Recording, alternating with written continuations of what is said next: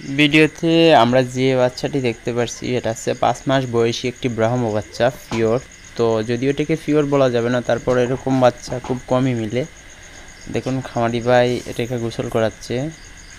তো যদি একটু ফলো করেন ওর যে গেট আপ সব কটাই কিন্তু তার মধ্যে আছে। যদি একটু গলো কম্বল প্লাস কান এভরিথিং দেখেন যে কালার টালার সব কিছুই ঠিকঠাক।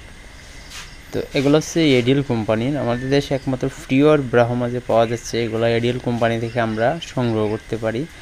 যদিও আমাদের দেশে এখনও এটা অনুমোদন পায়নি, তবে খুব শীঘ্রই পাবে এরকম একটা আশ্বাস বিভিন্ন কনফারেন্সে যখন এআই কর্মী যায় তখন তারা বুঝতে পারে। তো আমরা কোনো না কোনো কনফারেন্সে গেছি, তখন এটা বলা হয়েছিল যে ব্রাহ্মা বাংলাদেশে খুব শীঘ্রই অনুমোদন দেওয়া হবে।